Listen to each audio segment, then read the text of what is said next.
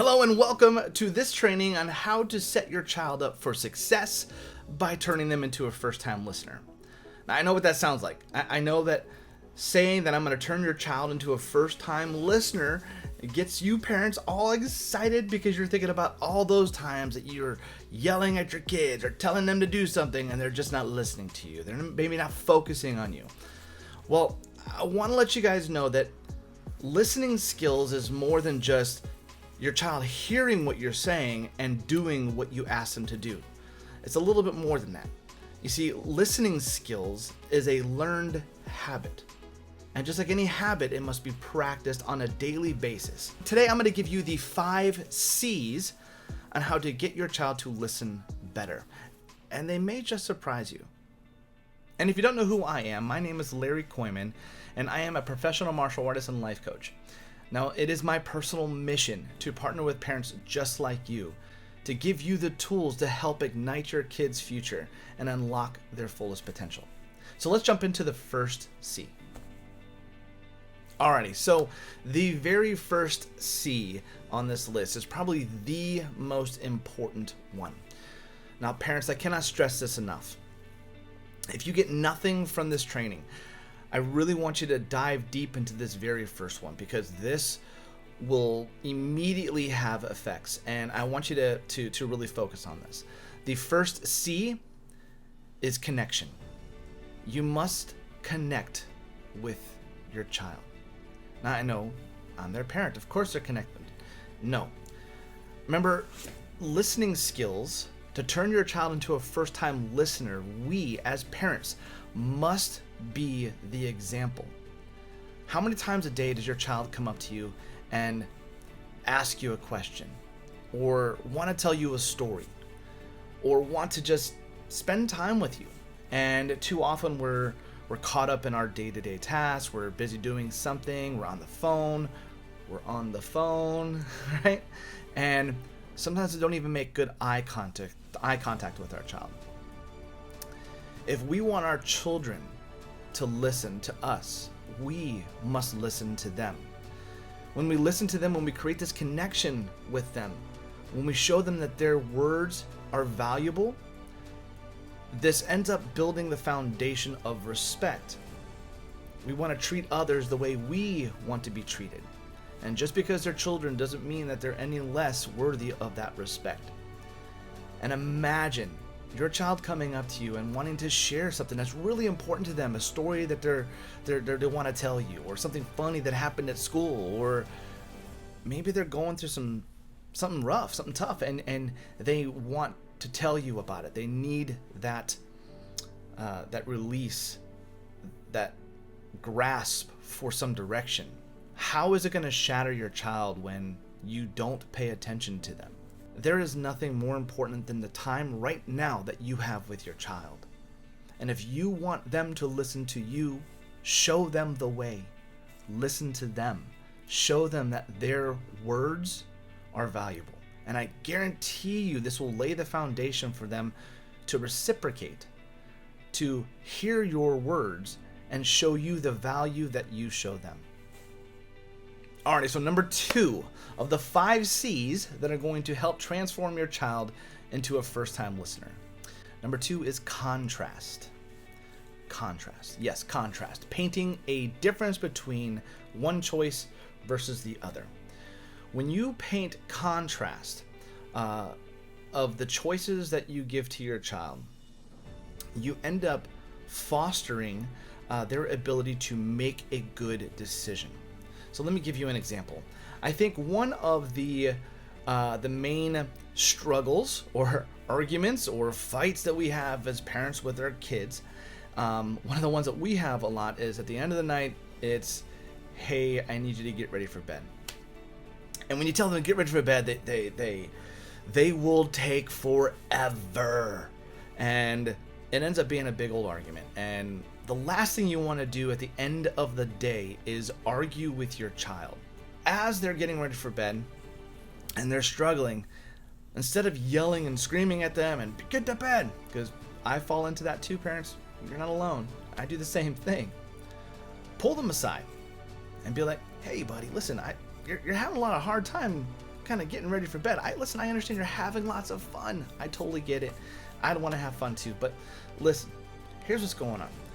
If we don't get to bed on time and we don't get enough sleep, what do you think is going to happen tomorrow? If you don't get enough sleep, you're going to wake up really tired. And I mean, you got school tomorrow. And if you're tired at school and you're not able to focus and concentrate on your teachers, do you think that could be good or bad? And wait for their answer. They'll think about it and they'll come up with the right answer. Well, I think it'd be bad. Yeah, of course, man. I mean, if you're not able to learn or you're not following directions because you didn't hear them because you're so tired, that's gonna get you a whole bunch of bad stuff. You might get in trouble. You might miss something. You might end up getting bad grades, especially if you have a test. So getting to bed now and getting some good sleep in helps you get rested, helps you feel better when you wake up. It helps your energy level when you get up and you're excited because you have this energy to tackle that test, to be able to go in and focus your best. So which one do you think would be the better choice? To kind of mess around, mope around, be upset you have to go to bed? Or do you think it's better for you to hurry up, get to bed, get the best rest you can so you can wake up prepared for tomorrow? What do you think? Which one's better? Now here's the thing. When you give them those choices, you help them make a decision. You're painting a difference. Here's what you're doing right now. And although it feels good now to prevent having to go to bed, in the long run, it's going to cause you more pain. So when you help them make the decision, you're helping create the pathways in their mind and their brain that allow them to think things through and make better decisions. Because it's not about what's happening in the present. It's about how your decisions now affect your future. And we get them future paced. We get them constantly in the habit of thinking ahead. And what actions I do now will dictate what future I receive later. So this also helps too, because instead of yelling or disciplining or grounding them or whatever, you now start forming a relationship with your child that says, listen, I'm in this for you. And I'm not here to get you in trouble. I'm here to help you. And then when you want your kids to listen, once you've done this, when you want your kids to listen, they won't hear your words as punishment or yelling or disciplining. They'll hear them as a voice of guidance. And that's what we want to start fostering with our kids. So create that contrast and help your kids make better decisions. Alrighty, so I hope that you are finding value so far in this list. And if you are, hey, I'm putting this on the YouTube channel. So if you are, hit that like button. Let me know that this is valuable to you. Write down in the comments. Be like, hey, I really love whichever is your favorite number. Because I want to know your feedback. If you disagree with me, hit that dislike button. I'm fine with that. I want to know your feedback. And hey, if you're really enjoying this, hit that subscribe button, ding that bell, and be notified of all the videos that we put out here in the future. All right, so moving on to number 3, which is consequences. Yes, there must be consequences. Now remember, in any skill building process, you are going to mess up. Kids are going to make mistakes. That is part of the learning process. And unfortunately, as parents, we sometimes take this lack of listening, this lack of focus, and we say it's a lack of discipline, and we discipline our children versus educate them, versus help them build this skill better. Now, we're all moving away from pain or towards pleasure. That's how we make decisions in anything. And so creating a consequence is important in avoiding that pain. So for instance, one of the common things that we do as parents is if a child doesn't do what we ask, we ground them. Okay, this is a simple thing. If I don't clean my room, I am not imprisoned. So far, I don't think there's a law on that. I mean, hopefully there's not. But if I don't clean my office, there is no law that says I will be imprisoned or I will be placed on house arrest. I will not be able to have any contact with the outside world. No, there isn't. Because that consequence would not equal the crime. And as parents, we do this all the time. We try to make that pain so much that they never, ever not clean the room again. Well, here's the problem with that logic is, yes, this could be the outcome where you get what you want now. But what you end up doing is you end up damaging that number 1C, which is that connection. Because you're taking away what a child is. A child needs to be experiencing the world. They need to be going outside and playing. They need to be getting that social time with friends. They need to, that's how they learn. That's how they learn their agility, by outside playing and rolling around in the dirt. That's what a child does. That is part of their learning process. And when we take that away, the consequence far outweighs the crime. So again, I challenge you parents, when you are giving your child a consequence, make it something that equals what they're doing and accomplishes the goal of getting them to do what you ask them to do. For instance, the cleaning of the room. Sitting down with them and asking them, hey, clean up your mess. This is getting a little too messy, a little too chaotic. Hey, need you to clean up your room? Letting them know that, hey, listen, you didn't clean up your room when I told you to. Well, if you don't clean up your room, what's going to happen? Like, the reason why I want you to clean your room is so you don't lose the toys that are extremely valuable to you. This is your favorite toy. This is your favorite thing to be able to play with. And if you have it in a messy room or it gets misplaced, how's that going to make you feel? Well, it's gonna make me feel pretty bad. Exactly, right? So here's what I'm gonna do. I have to teach you a lesson. So I'm gonna take this toy away until you clean your room, and then I'll give it back to you. That way I know that when I give it back to you, it's in a better environment and you're going to be able to better protect it and keep it for longer, so it brings you more joy in the future. There you go. And of course they're going to be upset about that, of course, but I'm not going to ground them. I'm not going to tell them they can't go outside and play. You are grounded, and make them absolutely miserable. Because if I do that, I'm going to start laying the foundation of resentment. And I don't want them to resent my words. If you want your kids to listen to you, you have to show them that your words are valuable and are there to help them. And always ask, do you understand why I'm doing this? Do you understand why I have to take this away? No.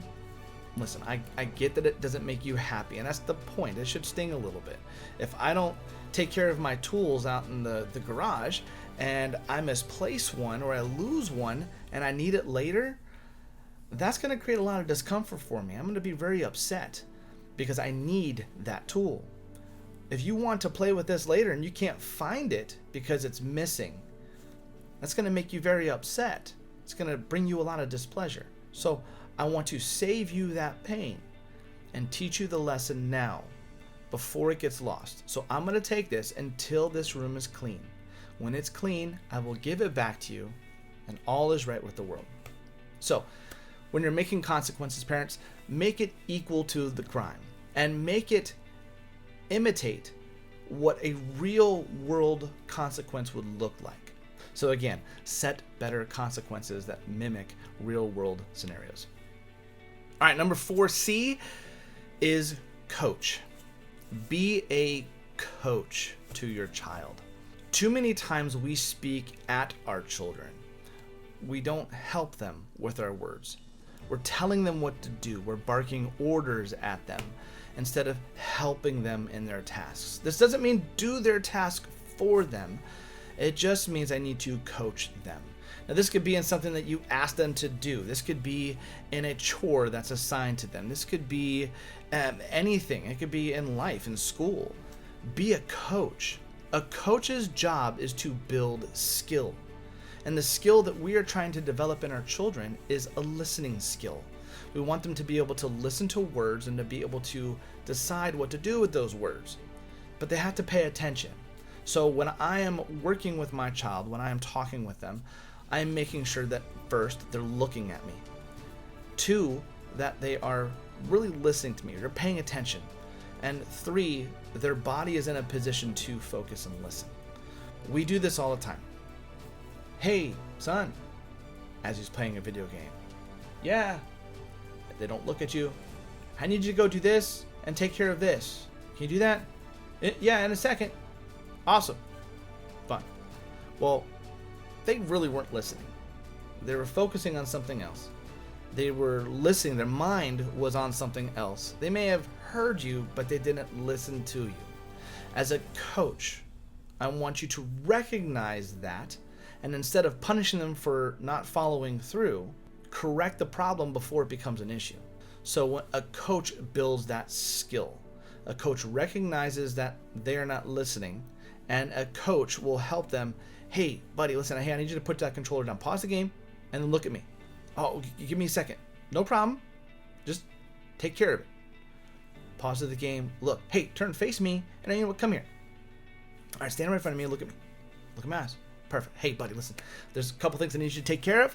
I need you to take out the trash because, man, it's going to stink in here. And 2, I need you to go upstairs and make sure you put your clothes away. Can you take care of that for me? Yeah, can I do it after the game? Sure. Absolutely, you can do that. But don't wait too long with the trash because, remember, if the trash stays in too long, it's going to start stinking, right? We don't want it to stink. And so if you take it out, it's going to be much better for us, right? Oh, yeah, that's cool. All right, awesome, go.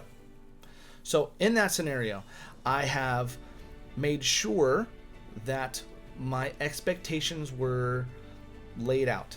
I have made sure that there was a clear understanding of what I wanted them to do. I also made sure that they understood that their eyes, their mind, and their body were all in focus mode, that they were looking at me, they were listening to me, and that their body wasn't wiggling around or doing it. They were still and taking care of it. I also wasn't too demanding of them. So I want you to make sure that when you are asking your child to do something, that does the trash need to be taken out this second? No, it doesn't. So show them that their time is valuable as well. Give them a time limit. If they're like, hey, I'm in the middle of something. Be like, all right, hey, can you take care of it within 5 minutes? Yes, absolutely. Awesome. So when that clock hits 11:55, I need this to be done, okay? Yes, sir. Awesome. High five. And then go, right? When we coach them, when we help them in their tasks, if we give them step-by-step instruction. Hey, buddy, I know you're folding your clothes. You're just kind of crumpling them up and throwing them in the drawer. Listen, here's how you fold the clothes. Here's how you do shirts. I want you to fold it in, fold it in, fold it over, fold it over. Can we do that? Let me watch you do it. Fold it in, fold it in, fold it over, fold it over. Outstanding. Man, you're doing that better than I do. Awesome. Let me see you do it again. Perfect. All right, hey, let's race. I'm going to see if you can fold this shirt faster than I can, but it has to be better. Let's do it again. Go. 1, 2, 3, 4. Perfect. Man, you were much faster than me. High five. All right, I need you to take care of that basket for me. Done. When you coach them on any task, when you give them the value, the guidance that they need, what you end up doing is you end up showing them that your words are not there to bark orders so much as they're there to guide and help. Your words become more valuable because they become helpful. Now imagine this type of foundation being set and they're a teenager and they're coming to you now instead of a friend, another coach, or the internet for guidance on things that they are struggling with. When you show them that when they struggle with the small things, you're there. When they're struggling with the middle things, the medium stuff that's tough for them, you're there. With valuable words, they will end up coming to you when the tough stuff comes, when they feel lost and they don't know what to do. When you set up the foundation that you are a coach for them, you're not just a loving parent, but you're there to help them in whatever task they have, big or small. They will seek you out and your words become valuable. Man, I can't believe we're at the end of this list already. This is the 5th C, and it's super important as well. It's celebrate. We must celebrate every win that our children have. Some of them are going to be really small, and some of them won't matter to you as much as they do to them, and that's okay. When you celebrate every single win that they have, and you almost over-exaggerate it, it amplifies their excitement, and they get hungry for that win. They get hungry for that right decision, and then it fuels them to continue to do that the same. Remember I said we are always either moving away from pain or towards pleasure. Well, we have to add in the pleasure. We have to add in the reward of a job well done. Those wins, no matter how small they are massive in your child's soul. And I want you to always be fueling that. When you become your child's biggest fan, their biggest supporter, they will come to you. They will listen to you.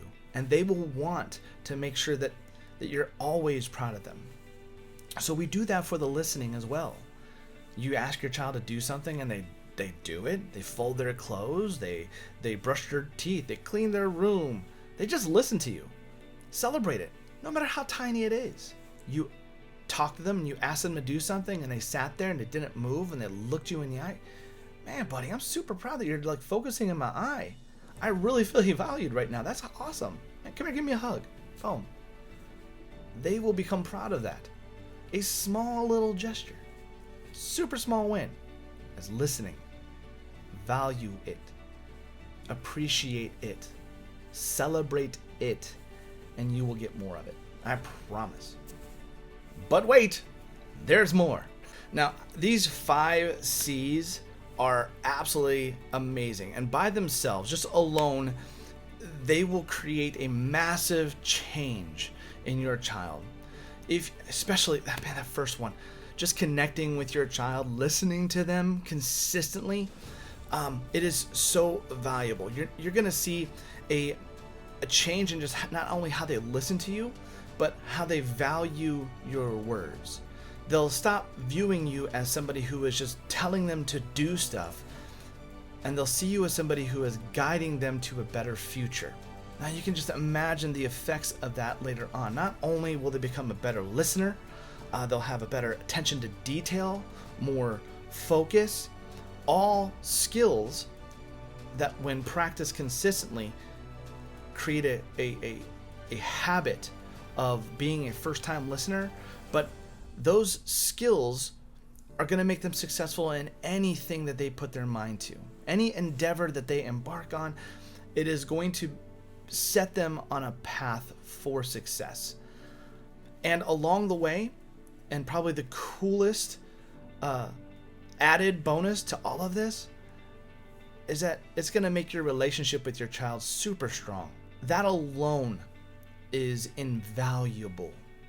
And it's something that I want, not only for my kids, but I want that for you as a parent as well. Now, the bonus C, which is number 6, is consistency. All of these 5 C's, if you do them every so often, they might work. It might not. You want to be consistent in following through with these 5 C's. You want to be consistent in making sure that you're connecting with your child. It's a daily practice for you, and it'll help build your skill of listening to your child and showing them value. And I understand. You have things going on. I totally get it. You can't just drop everything every time your child wants to talk to you. I understand it. Parents, give yourself a little grace because you deserve it. You're a parent. I want you to think of this as, I will do this as much as I possibly can. Just keep it in your mind. As long as it's there, you will get better results.